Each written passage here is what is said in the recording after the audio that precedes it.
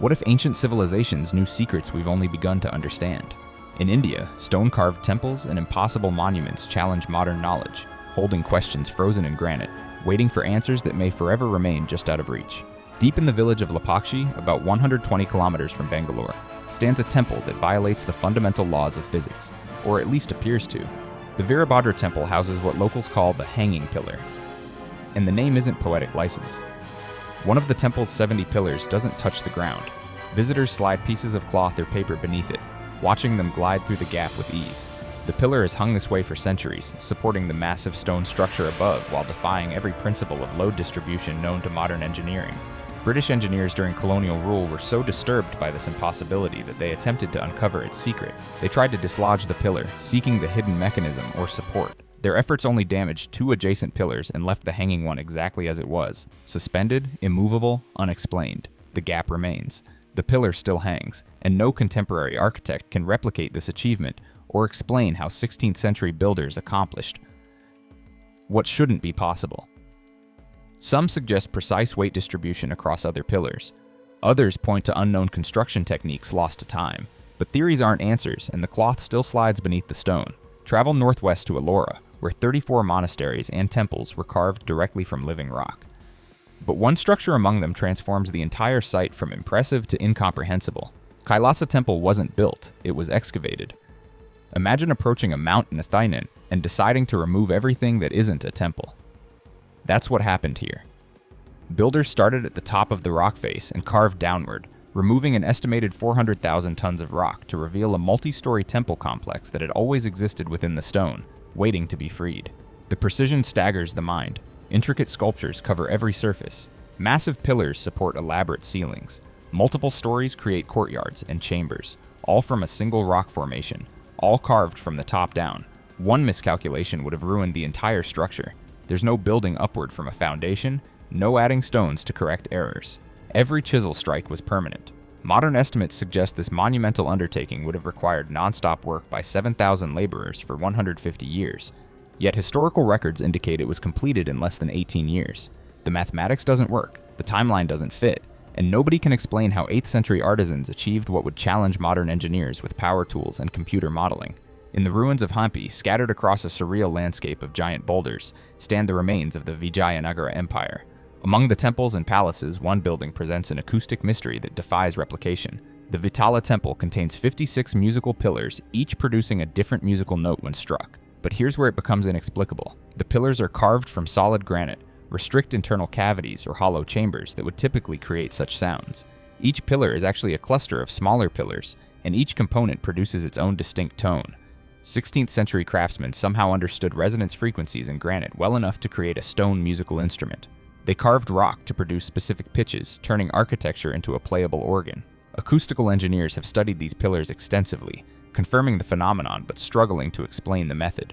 How did builders without modern acoustic science or frequency measuring tools know exactly how to shape granite to produce predetermined musical notes? What knowledge have we lost? The British colonial administration, fearing damage or secrets being revealed, placed barriers around the pillars to prevent touching. The music largely fell silent, but the mystery only grew louder. Near Delhi stands a rust-proof iron pillar that has weathered 1,600 years of monsoons without significant corrosion. The Ashoka pillar in the Qutb complex rises over 7 meters tall, weighing more than 6 tons of solid, wrought iron. Modern metallurgists have analyzed its composition repeatedly, finding a purity of iron that would be difficult to achieve even with contemporary smelting techniques. But purity alone doesn't explain its resistance to rust. Delhi's climate alternates between humid monsoons and dry heat, conditions that should accelerate oxidation. Iron corrodes. It's what iron does. Except when it doesn't. Research has revealed a thin layer of crystalline iron hydrogen phosphate on the pillar's surface, created by the iron's high phosphorus content reacting with moisture and atmospheric conditions. This protective coating reforms itself when damaged, creating a self-healing barrier against rust. Accidentally or intentionally, 4th century metallurgists created what amounts to an ancient form of weathering steel. They forged 6 tons of high phosphorus iron using unknown techniques, shaped it into a pillar, and installed it in a way that has kept it standing through earthquakes and invasions. The question isn't just how they prevented rust, it's how they created such massive quantities of pure iron without modern blast furnaces, and why this technique appears nowhere else in ancient Indian metallurgy. One pillar, one technique. No precedent, no descendants. Konark Sun Temple on the coast of Odisha was designed as a colossal chariot for the sun god, complete with 24 stone wheels, each 10 feet in diameter, intricately carved with spokes and decorative patterns. But the temple held a secret that remained hidden for centuries. Legend claimed that a massive magnet suspended in the main tower allowed the temple's deity to float in mid-air. Sailors reportedly used the temple as a navigational landmark, as their compasses went haywire near the structure. The Portuguese, fearing shipwrecks caused by magnetic interference, allegedly removed the magnet in the 16th century. Without this keystone, the entire structure became unstable, and the main tower eventually collapsed. Skeptics dismiss the magnetic levitation story as myth, yet multiple historical accounts reference the compass disruptions. The temple's construction shows evidence of sophisticated understanding of magnetic properties. Iron beams were integrated into the structure in ways that served no obvious architectural purpose. Whether the central levitation chamber actually existed remains unproven, but the temple's builders clearly incorporated magnetic principles into 13th century architecture. Modern attempts to reconstruct how such a system might have functioned run into immediate problems. The weight of a stone idol would require magnetic forces far beyond what medieval metallurgy could produce. Yet the legends persist, the compass stories remain documented, and the iron beams still sit embedded in the walls, their purpose unexplained.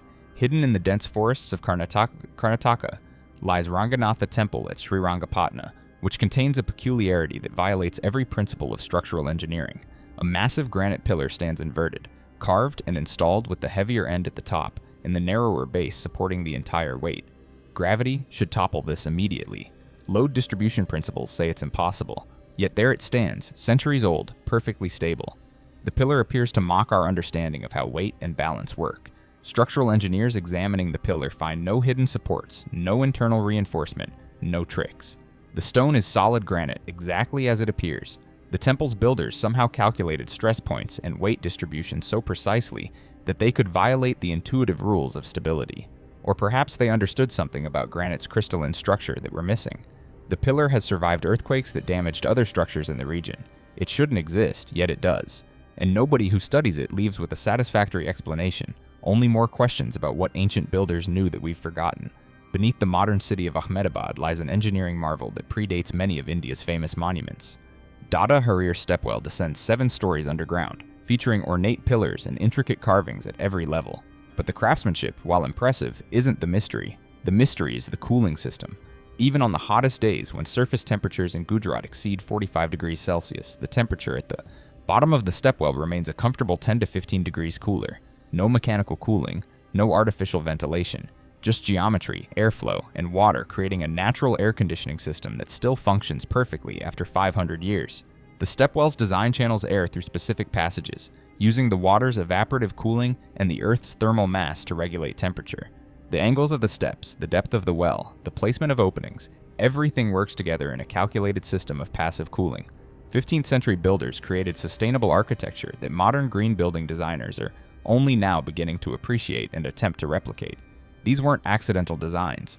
Somebody understood thermodynamics, airflow patterns, and heat transfer well enough to engineer a solution that outperforms many modern HVAC systems.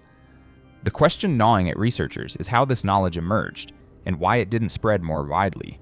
Was it specialized knowledge held by specific guilds? Lost techniques from an even older tradition? The stepwell keeps its cool and its secrets.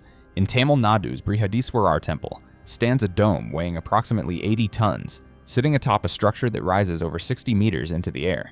This granite capstone, carved from a single piece of rock, was somehow lifted and precisely placed at that height over 1,000 years ago. No crane, no modern lifting equipment, no pulleys rated for 80-ton loads. Theories about how this was accomplished range from elaborate earthen ramps to sophisticated pulley systems to methods we haven't even imagined. But theories aren't documentation, and documentation doesn't exist. The dome's placement required precision. A miscalculation would have sent 80 tons of granite crashing through the structure below.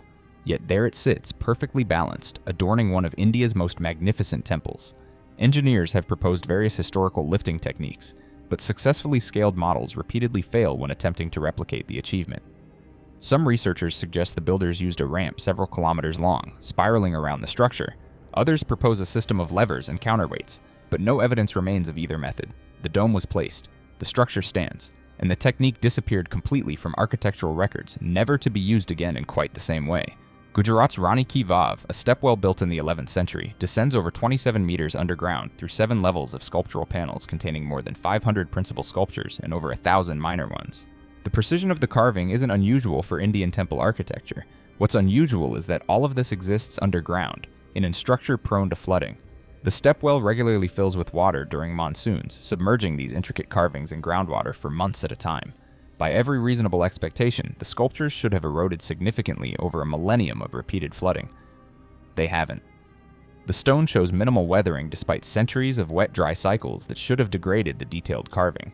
Geologists studying the stepwell find that the builders selected specific stone types with particular crystalline structures that resist water damage. But selection alone doesn't explain the preservation. The carving techniques themselves somehow minimize the surface area vulnerable to erosion. Microscopic analysis of chisel marks reveals approaches to stone carving that create smoother, less porous surfaces than typical methods. This suggests a sophisticated understanding of how water interacts with different stone textures at a microscopic level. Medieval sculptors were practicing what amounts to materials science without microscopes or modern geology. How this knowledge was discovered and transmitted remains completely unknown. Madhya Pradesh contains thousands of ancient temples, but one in Mitawali presents an architectural puzzle wrapped in an astronomical enigma. The Chausath Yogini temple is circular, unusual in Hindu temple architecture, with 64 shrines arranged around a central courtyard open to the sky. The temple's layout precisely matches the floor plan of India's Parliament House in New Delhi, built over 1,000 years later. This similarity is documented and undisputed. What's disputed is whether it's coincidental or whether the temple served a purpose we don't understand. The temple's orientation aligns with astronomical phenomena. Specific shrines mark solar and lunar events. The central courtyard's dimensions create acoustic properties that amplify sound in peculiar ways. Some researchers propose the temple functioned as an ancient observatory, using the shrine positions to track celestial movements. Others suggest it was a meditation complex where acoustics and astronomy combined for spiritual purposes. The circular design, rare in Hindu architecture, appears in only a handful of Chausath Yogini temples across India, all built within a specific time period, then never repeated. It's as if a particular knowledge emerged, built a few structures, and vanished. The temple at Mitawali still stands, still aligns with the stars, still echoes with footsteps in mathematically precise ways. But why it was built in this specific manner remains unanswered. Off the coast of Gujarat, marine archaeologists discovered submerged structures near Dwarka that challenge our timeline of Indian civilization. Sonar mapping revealed geometric patterns, stone anchors, and what appear to be building foundations underwater at depths suggesting they were constructed when sea levels were significantly lower, potentially thousands of years before accepted dates for urban development in the region. Carbon dating of artifacts recovered from the site produces confusing results, with some samples dating back 7,500 years or more. The structures show signs of sophisticated urban planning. If the early dates are accurate, they predate most known Indian cities by millennia and suggest a lost chapter of architectural development. Conservative archaeologists urge caution, noting that natural geological formations can sometimes mimic artificial structures, and that carbon dating organic material found near structures doesn't necessarily date the structures themselves. Yet the geometric precision of some formations, the presence of worked stone, and the sheer scale of the submerged area continue to fuel debate. The Arabian Sea keeps these secrets well. Underwater excavation is difficult and expensive. Many areas remain unexplored. If these are genuine ruins of an ancient civilization, they would require us to reconsider the entire timeline of urban development in South Asia. If they're natural formations, they represent an extraordinary coincidence of geology mimicking human planning. In the cave temples of Ajanta, paintings created over 1,500 years ago retain colors so vivid they appear almost modern. The pigments were created from minerals and plants using techniques that remain partially mysterious. But the paintings themselves aren't the deepest mystery. It's how they were created in darkness. The caves extend deep into the rock face, far beyond where natural light penetrates. Oil lamps would have created soot that would have blackened the ceilings and damaged the paintings. Yet there's no soot damage, no smoke staining, no evidence of the prolonged fire-based lighting that would have been necessary for artists to complete such detailed work in darkness. Researchers have proposed that artists used a sophisticated system of mirrors to reflect sunlight deep into the caves. Experimental archaeology has demonstrated this is possible, but requires precise positioning and constant adjustment as the sun moves. It's plausible, but seems extraordinarily difficult for projects that span generations. Alternative theories suggest unknown lighting sources, or even that the paintings were completed quickly during specific times when light penetrated deeper. But the complexity and detail of the work argues against rushed creation. The paintings glow with life, preserved in darkness, created by methods we can theorize about but not definitively prove. The artists left their masterpieces but took their techniques to the grave. The shore temple at Mahabalipuram sits at the edge of the Bay of Bengal, withstanding over 1,300 years of salt spray, storms, and erosion. While the temple has weathered significantly, its survival at all is remarkable given its exposed coastal position. The granite blocks show evidence of advanced stone cutting techniques, joints so precise that in many places a knife blade cannot fit between them. This precision jointing, achieved without modern cutting tools, creates structural integrity that has kept the temple standing through countless cyclones and tsunamis. But here's what truly puzzles engineers. The temple complex was originally much larger. Legends speak of 7 temples, with the shore temple being the last survivor. Recent underwater surveys discovered submerged structures offshore that may be the remains of these lost temples. If true, it means ancient builders constructed multiple granite temples in an active coastal erosion zone, knowing they would eventually be claimed by the sea. Why build here? Was the coastline significantly different? Did religious significance override practical considerations? Or did they possess knowledge of sea level changes and coastal dynamics that we're only rediscovering now? The shore temple stands as both a triumph and a mystery, proof that ancient builders could create enduring structures in hostile environments, but no clear explanation of how they did it, or why they chose to build in a location that would inevitably consume most of their work. Deep in the Western Ghats, the ancient rock-cut architecture of Badami contains something unexpected. In one of the cave temples, a single stone bracket holds an entire balcony suspended from a ceiling. The bracket extends horizontally from the wall, supporting tons of stone with no visible additional support. Geological surveys confirm it's not an optical illusion. The bracket genuinely supports the balcony's weight, but the stress calculations don't make sense. The cantilever should have failed centuries ago. The rock grain in the bracket doesn't align in a way that should provide this strength. Materials engineers studying the bracket find the stone composition unremarkable. It's the same sandstone used throughout the caves. The mystery lies in how builders knew this specific piece of rock, cut from this precise location, shaped in this exact way, could perform a task that seems beyond its material capabilities. It suggests a profound understanding of stone properties at an almost intuitive level. Modern engineers use computer modeling and stress testing. Ancient builders use knowledge passed through generations, refined through experience, embodied in techniques we can observe but not fully reconstruct. The balcony still hangs, the bracket still holds, and we're still trying to understand how they knew it would. Every one of these structures whispers the same unsettling question: what else have we forgotten? The monuments stand as evidence that ancient builders possessed knowledge we're still working to understand. Not primitive attempts at construction, but sophisticated engineering solutions that addressed complex problems. They didn't build these structures despite technological limitations. They built them because they understood principles we've had to rediscover through centuries of scientific advancement. These aren't isolated mysteries. They're connected by a thread of lost knowledge, specialized understanding that emerged, flourished, and somehow failed to be fully transmitted to future generations. Each structure is a question mark carved in stone, challenging us to reconsider our assumptions about human capability and historical progress. The answers may lie in archaeological sites still unexcavated, in texts still untranslated, or in techniques that can only be reconstructed through careful study and experimentation. Or perhaps some answers are simply lost to time, leaving us to marvel at achievements we can document but never fully explain. These ancient builders left us more than monuments. They left us mysteries that keep us curious, keep us searching, keep us humble about how much we think we know. If you found yourself questioning what else is hidden in plain sight, subscribe to keep exploring the unexplained wonders that make us reconsider human history. The past isn't finished speaking.